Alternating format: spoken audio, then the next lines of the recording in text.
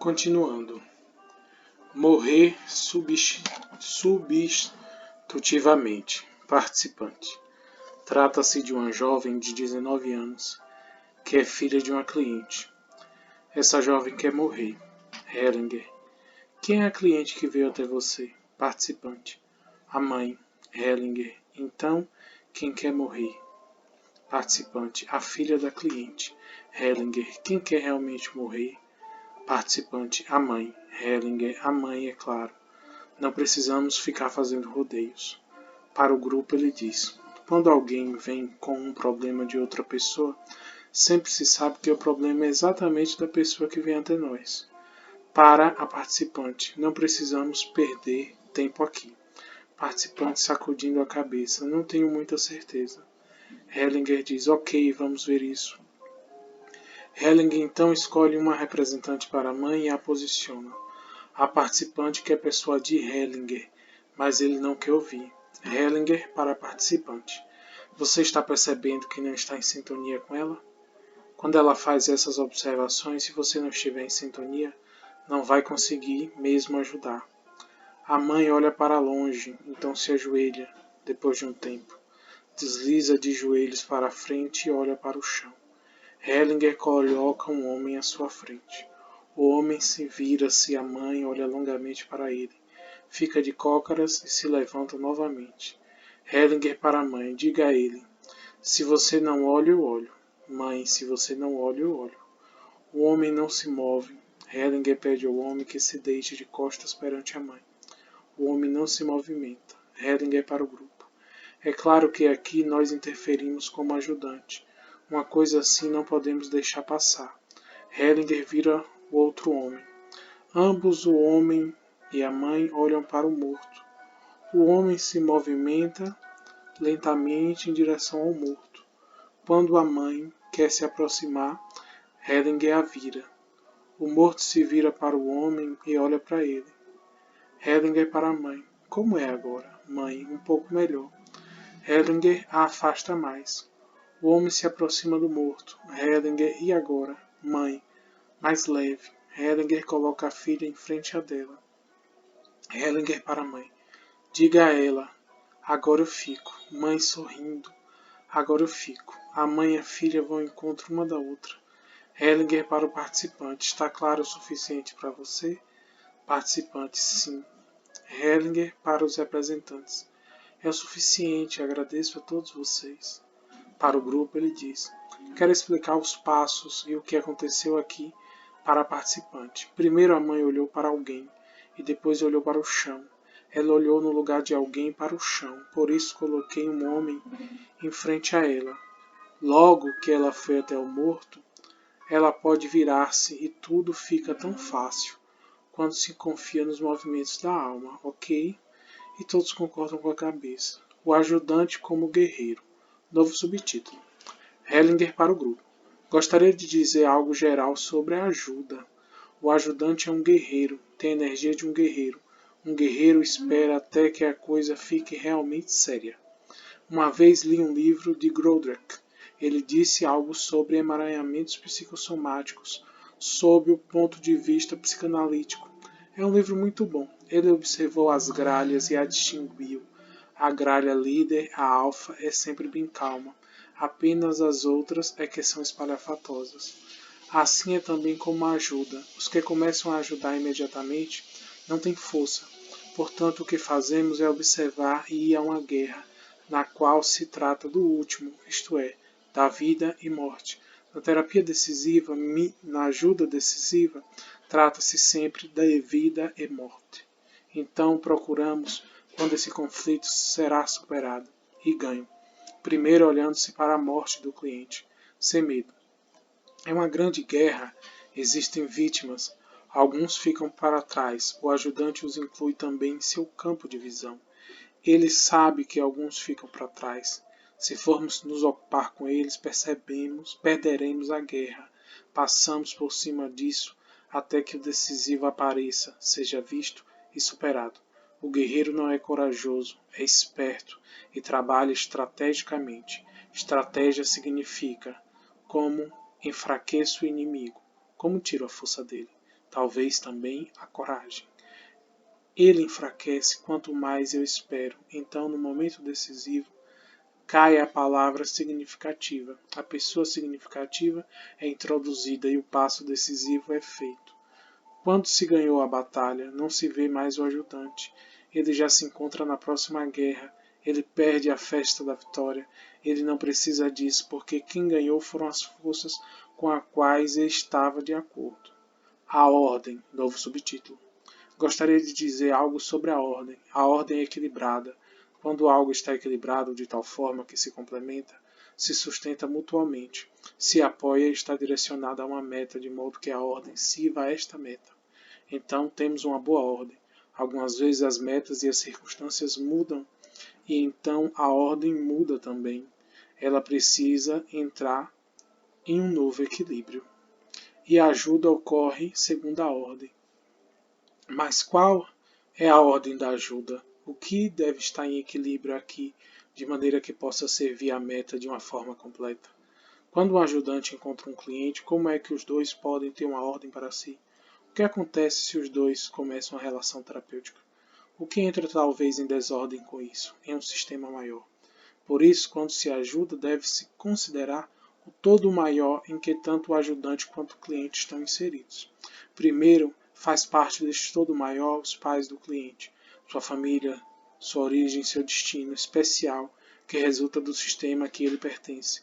E quando trabalho com o cliente, poderei reconhecer se aquilo para o qual ele se direciona é benéfico para todo este sistema e serve à ordem desse sistema.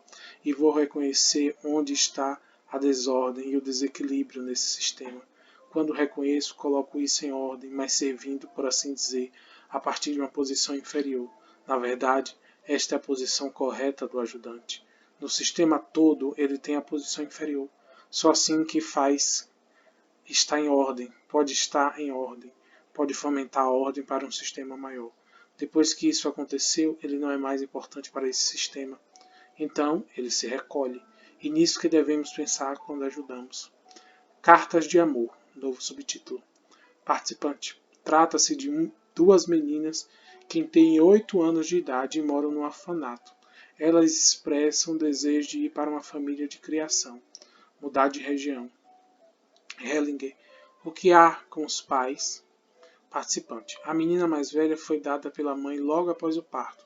Segundo a mãe de criação, a mãe queria matar a criança. Então eles a pegaram.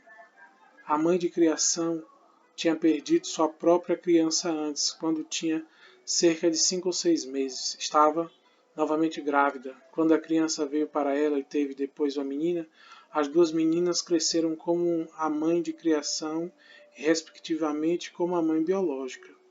Hellinger, isso é demais para mim. Senão vou ficar desnorteado. Tenho uma imagem clara e vou trabalhar primeiro com uma das meninas. Vou constelar 3 pessoas. A mãe biológica, a criança e a pessoa que está faltando. Participante ri e diz o pai, Hellinger. Você esqueceu-se dele também. Qual é a mudança da região que a criança procura? Participante. Ela quer ir morar num sítio. Hellinger ri. Participante para o pai. Não sei se isso agora. Hellinger continua rindo. É assim com as terapeutas maternais. O que está mais próximo foge de sua visão. Participante. O pai de uma das meninas. Hellinger. Vamos constelar isso. Hellinger coloca o pai e a mãe um em frente ao outro. Ele coloca a filha à mesma distância dos pais. A filha olha primeiro para a mãe e depois para o pai. A mãe vira-se e olha para o chão. Hellinger deixa a mulher deitar-se em frente a ela. A filha dá um passo para o lado e vira-se para o seu pai. Ela vai em sua direção. Ambas se abraçam intimamente. A mãe aproxima-se da mulher morta, então rola no chão, e afasta-se da mãe, que quer aproximar-se. Hellinger, para o participante. Essa é a criança assassinada. Não precisamos continuar mais. Para os representantes, ele diz: agradeço a todos vocês, já chegamos ao final. E para o participante, ele fala: está claro para você? Participante: não. Os dois se olham por um longo tempo. Hellinger disse então. Portanto, seu amor por essa menina é bem completo. E como ele fica incompleto? Se você olhar para ela e nela respeitar e amar o pai dela. Faça isso. Feche os olhos. Sinta a força que você adquire com isso. E sinta o amor da menina por você. Faça isso apenas internamente. Então você estará em ordem e terá força a partir daí. O participante concorda com a cabeça. Hellinger, agora vou fazer ainda um exercício com você. Feche novamente os olhos. Imagine que você encontra o pai, mas você não faz nada, a não ser escrever toda semana uma carta a ele. Simplesmente conte sobre isso para a menina. Toda semana uma carta. O que muda em você? Na menina e no pai. Simplesmente porque você escreve essas cartas. A participante abre os olhos e olha para Hellinger. A menina vai pular no seu pescoço, morrendo de amor por você. Os dois riem alto. Hellinger, agora está claro para você? Participante, sim, está bom. Hellinger, vamos deixar assim, apenas com uma das meninas. Acho que você percebeu algo essencial, e nós aprendemos algo essencial. Eu também imaginei isso, vivamente, fiquei feliz com isso, ok? Participante, sim. Para o grupo, Hellinger diz: se formos seguir rigidamente a ordem que imaginamos e exigimos que o pai assuma a responsabilidade, no que isso ajudaria? Para o participante, ele fala: é melhor entrar suavemente em sua alma, fazer um pouco de cócegas nela, e algo se desenvolverá lentamente em amor. Este não é absolutamente um trabalho difícil.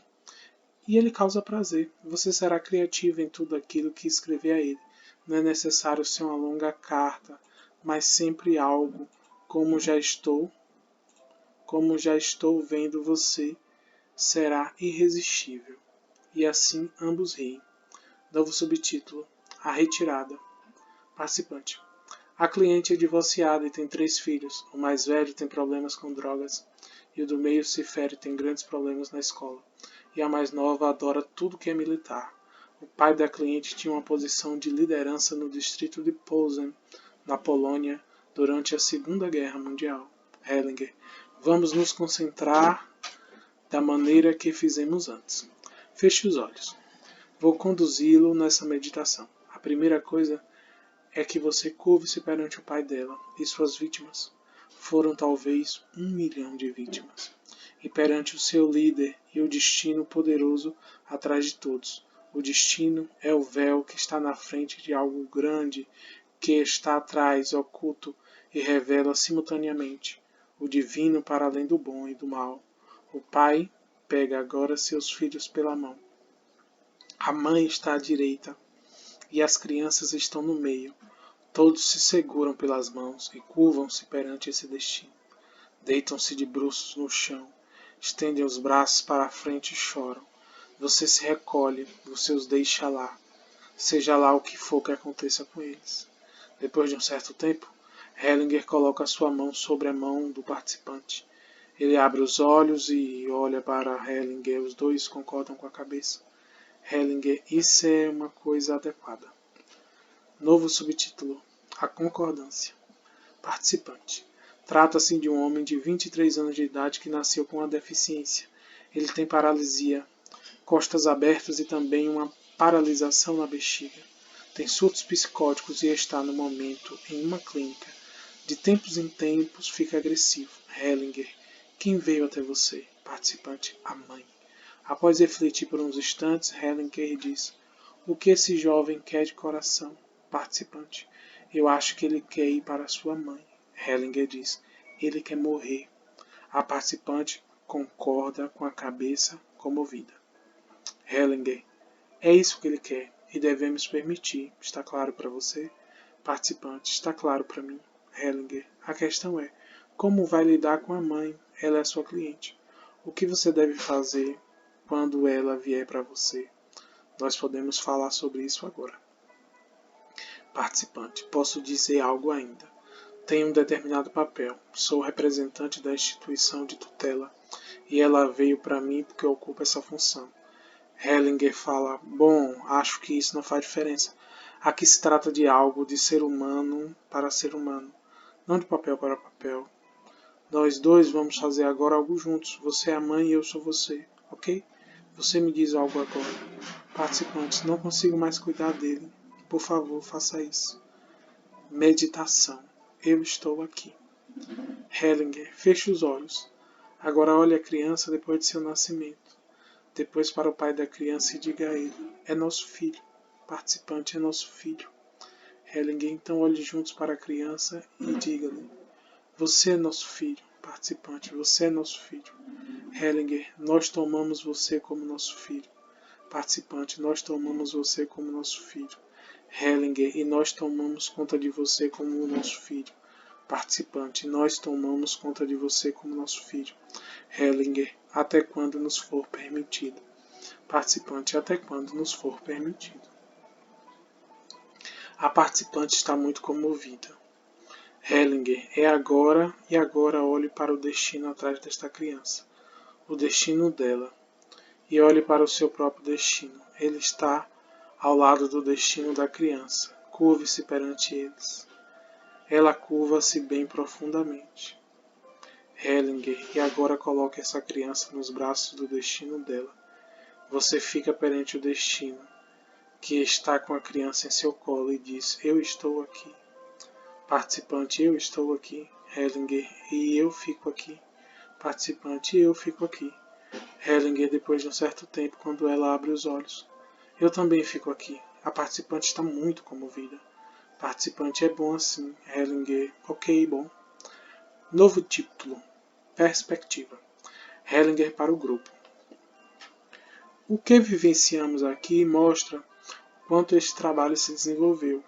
A grandeza que se mostra aqui é que o essencial começa onde a diferenciação entre o bom e o mal cessa, e onde o destino atua. Tudo no fundo é bem fácil com esta postura, porque o maior toma de repente as rédeas em suas mãos. Quão mínima é toda a teoria, todo esse querer tem razão sobre aquilo que é certo e errado. Quão pequeno isso é, como quando as crianças querem construir um mundo numa caixa de areia. O mundo continua no seu ritmo, deixando de lado a caixa de areia.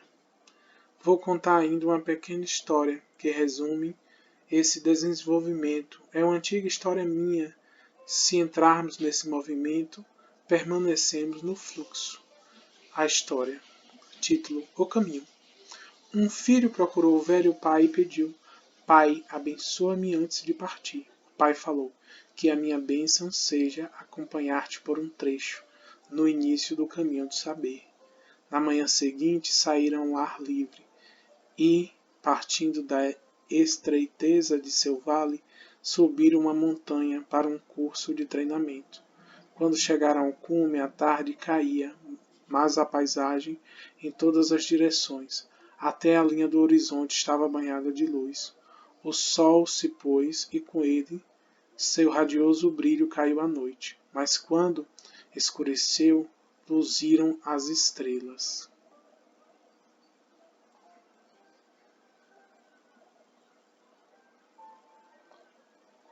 Novo capítulo, apêndice. As constelações familiares como filosofia aplicada. Palestra no Congresso Regional de Garmisch-Partenkirchen, fevereiro de 2004. As constelações familiares como psicoterapia. Gostaria de dizer como as constelações familiares se desenvolveram e como continua a se desenvolver. Segundo a minha experiência, no início as constelações familiares eram no fundo uma forma de psicoterapia. Portanto, nós as oferecíamos no contexto da psicoterapia e para pessoas que procuravam psicoterapia. Frequentemente eram pessoas que estavam doentes do corpo e da alma. As constelações familiares as ajudaram. A postura que tínhamos era a do treinamento psicoterapêutico, na qual tínhamos sido treinados e para o qual estávamos direcionados. No início, isso marcou muito as constelações familiares. Qual era a postura? Era a ideia de que aqui está um cliente, necessitado e ali um terapeuta que foi treinado em determinados métodos e agora conhece as constelações familiares e as utiliza no sentido da psicoterapia. E na verdade não era terapia individual, porque aqueles que se utilizavam das constelações já tinham ultrapassado esse momento. As constelações familiares se desenvolveram no contexto da terapia familiar. Como terapeutas, fizemos algo seguindo para o qual tínhamos sido treinados e estávamos treinados a fazer algo. Constelávamos as famílias dessa forma também. Nós deixávamos que os clientes escolhessem representantes e deixávamos que eles os constelassem. Então interferíamos segundo as nossas ideias e também o que tínhamos aprendido sobre as ordens de relacionamentos e procurávamos uma solução. Primeiro olhávamos para o problema e então procurávamos a solução. Isso trouxe muita bênção. Novo subtítulo: Ir com a alma. Então ficou óbvio que os representantes são muito importantes do que imaginamos no início. Revelou-se que eles estavam em contato direto com um campo maior e trouxeram algo à luz, simplesmente porque se deixaram levar pelos movimentos que o impulsionavam, por aquilo que ia além daquilo que no início descobrimos sobre as ordens do amor. De repente fomos confrontados com situações totalmente diferentes e com outros movimentos, portanto, deixávamos-nos conduzir cada vez mais por estes movimentos, que contradisseram vezes as nossas ideias. Então, alguns tentaram interrompê-los, e ao invés de esperar por aquilo que se mostrava, interferiam. Foi necessário um certo tempo até que vi, agora falo de mim, que, se eu suporto o que é necessário esperar, e se me exponho ao que se mostra, chegamos a uma profundidade que vai muito além da psicoterapia. Aqui somos levados de repente a entrar em contato com poderes fatais perante os quais falhamos. De repente vemos, por exemplo, que alguém se sente atraído inexoravelmente para a morte, ou alguém sente que precisa morrer. Com quais métodos que aprendemos na psicoterapia podemos então fazer algo aqui? Podemos realmente fazer algo? Ou aqui a ajuda chega a um limite onde o soltar se torna importante? E onde a ajuda real começa quando deixamos de agir? Uma outra forma assumiu aqui a liderança. Eu deixo levar por essa força e de repente sei se devo fazer algo e o que devo fazer.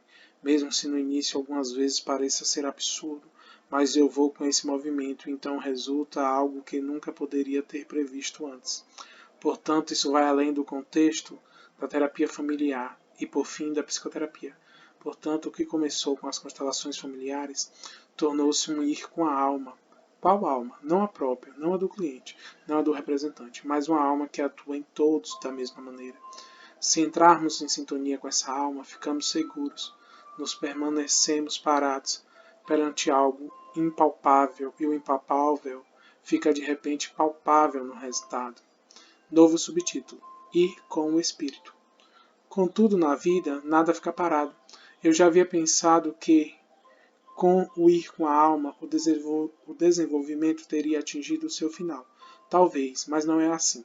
De repente percebi que as experiências que tivemos com as constelações familiares e com os movimentos da alma conduziram a conhecimentos bem mais abrangentes do que havíamos imaginado até então, e que esses conhecimentos necessitavam de uma ação que também vai além daquilo, de tudo que eu havia imaginado sobre o que seria bom e o certo. O que é agora? Vou agora com o espírito para além das constelações familiares e do ir com a alma. De repente esse trabalho se torna filosofia aplicada. Ao invés de olharmos para sentimentos, aquilo que percebemos através do sentimento, agora o espírito tem a sua vez e exige outras maneiras de ação totalmente diferentes. Aos do ir com a alma, vou esclarecer como um exemplo. Um cliente reclama de seus pais, ou reclama que ele ou ela vivenciou de ruim na sua infância. Originalmente tínhamos pena desse cliente e pensávamos, vamos ajudá-lo. Mas, se penso filosoficamente através do espírito, não existe nada de ruim. Isso não pode existir se atrás de tudo há uma força criativa. Não existe nada que possa contradizer isso. Portanto, agora olho filosoficamente para essa situação e exijo do cliente que ele também veja a situação filosoficamente e que diga, não importa o que tenha sido, obrigado. Tomo isso como uma força. Eu tomo esses pais como pais especiais que me dão forças especiais e essenciais para a minha vida. De repente, tudo o que aconteceu se transfigura, fica precioso. Como o terapeuta se comporta então? Ele já não é mais o terapeuta, é agora na verdade um filósofo. Ele não tem nenhum pesar, pelo contrário, concorda também com aquilo que é ou que foi. Com isso são liberadas forças que ultrapassam a psicoterapia. Vamos tomar os pais como exemplo. Observando filosoficamente, todos os pais são perfeitos. A simples observação já mostra que aquilo que fez com que os pais se tornassem pais o fez perfeitamente, sem qualquer redução. Portanto, eles merecem um respeito mais profundo, porque dessa forma serviram a vida. Portanto, filosoficamente, como filósofo, todos esses pais, como Deus, não importando o que isso signifique, sem diferenciação em meu coração. De repente estou num nível totalmente diferente, e aí não chego a nenhum final. Quando mostrar aqui, então, meu trabalho, irei sobretudo com o Espírito. É uma oportunidade para você receberem esse tipo de procedimento e experimentarem o quanto estão capacitados e prontos para ir com ele. Contudo, não existe nada perfeito. Tudo nesse caminho, as constelações familiares como eram e os movimentos da alma são preciosos da mesma forma. Pertencem todos a esse mesmo movimento, que se deixou conduzir por eles e abre o seu coração para isso. Sabe e sente que deve crescer. Através desse trabalho, somos obrigados a crescer internamente. Com isso, fica evidente que aqui não se trata mais apenas de uma cura ou solução de problemas. No final, trata-se da vida em sua multiplicidade. O que fazemos serve à vida, como ela quer se desenvolver por si mesma. Novo subtítulo: As Ordens do Espírito. Quando fazemos as constelações familiares, não deixamos dirigir por aquilo que é vivenciável, partindo de nossa experiência. Reconhecemos também determinados padrões de relacionamentos. As constelações familiares têm a ver com os relacionamentos. Com elas, fica evidente que os relacionamentos seguem determinadas ordens, assim como o corpo segue determinadas ordens para que continue saudável. Nós concordamos com essas ordens e nos comportamos de maneira correspondente. Entretanto, de onde vêm essas ordens? Do corpo? Não. Da alma? Também não. Pois a ordem segue também determinadas ordens. Portanto, deve existir algo que vem antes das ordens, que as determina. Então existe o espírito humano. Entretanto, ele também segue ordens. Immanuel Kant, cujo dia da morte está se aproximando, descreveu as ordens do pensamento. Nós só podemos pensar dentro de determinadas ordens. Kant as denomina categorias. As categorias do espaço e tempo ou de causa e efeito nos são pré-estabelecidas. Só podemos pensar dentro dessas categorias. A lógica também segue regularidades que não são pré-estabelecidas. Portanto, também o nosso espírito, embora sobrepuje e ultrapasse a alma, segue determinadas ordens. Contudo, deve existir ainda algo que determine essas ordens. Se eu observo o mundo filosoficamente, então tudo está em movimento, nada está parado. Existe, então, atrás de nós os movimentos, por assim dizer, o movimento original que determina e mantém os movimentos em andamento. Um movimento original que talvez agora estou sendo ousado, também movimenta. É uma força original criativa. Criativo significa que algo está em movimento. Algo estático não pode ser criativo, somente algo em movimento. E é essa a força original que determina as ordens. Agora é estranho que, quando olhamos para os movimentos da alma, vemos que neles, de repente, algo não está em ordem, se mostra, não está em ordem, não só no sentido daquilo que sabemos sobre as ordens. Neles, algo criativo tem a sua vez e cria de repente uma nova ordem. Se acompanhamos esse movimento da alma, chegamos a uma conexão com o espírito e vamos com o movimento do espírito. Isso seria aqui o importante. Novo subtítulo: A filosofia. A filosofia aqui não é certamente aquela filosofia que assombra a cabeça de muitos como se fosse um fantasma. Eu olho para a filosofia em seu sentido original. O que os filósofos fizeram originalmente? Eles olharam, independente, para o mundo como ele aparece, contra as ideias de sua época, contra os métodos de sua época, contra os mitos de sua época, contra as crenças de sua época, sem preconceitos e principalmente sem medo, e com isso chegaram a novos conhecimentos. Por isso, esses conhecimentos se confirmam na ação e no efeito. Um conhecimento que não conduz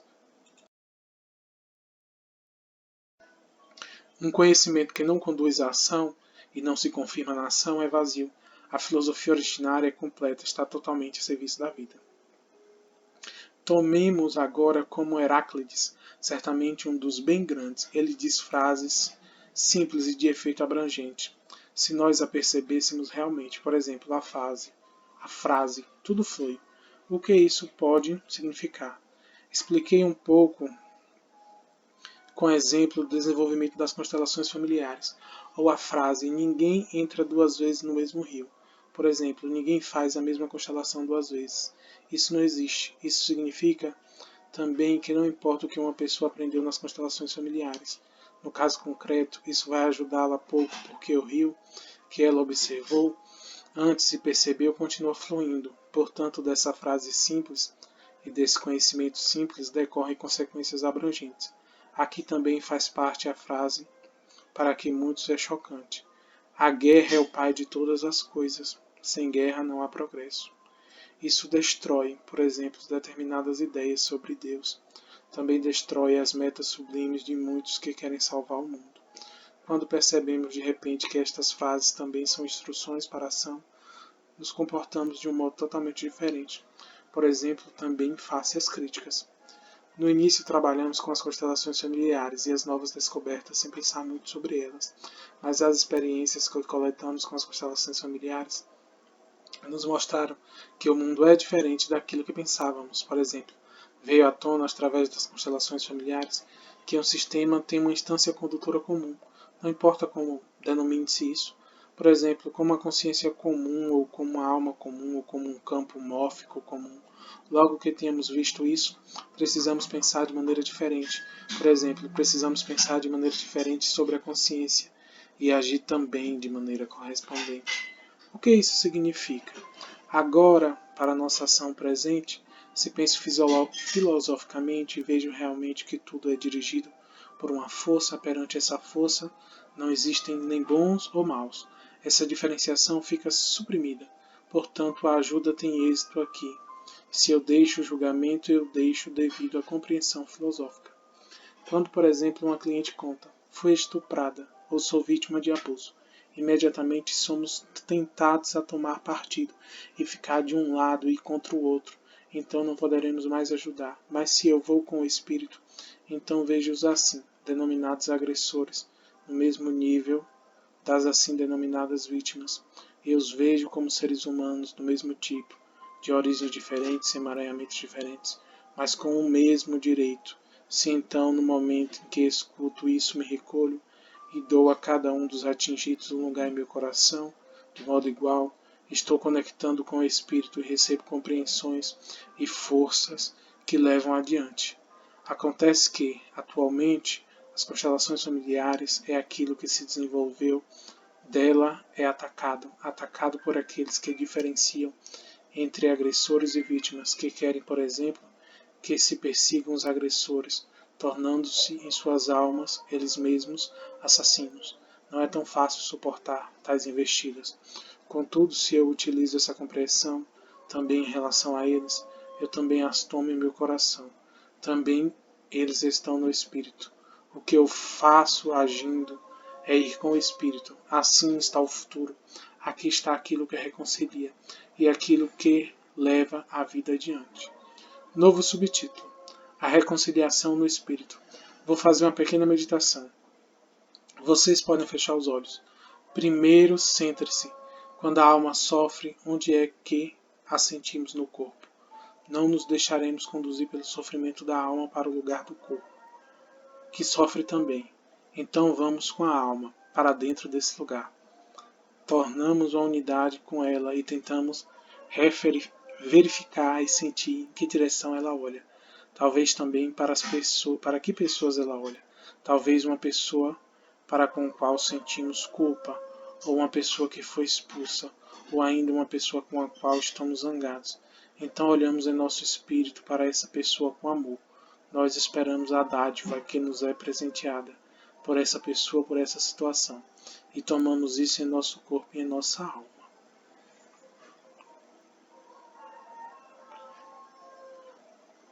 E assim, chegamos ao fim do livro, e aqui tem uma frase final, Ordens da Ajuda, texto final, a nova obra fundamental de Bert Helling. Apoiar-se e ajudar-se mutuamente é um elemento sustentador das relações humanas, é um aspecto central no âmbito do trabalho psicossocial. Bert Helling salienta neste livro as ordens básicas da ajuda.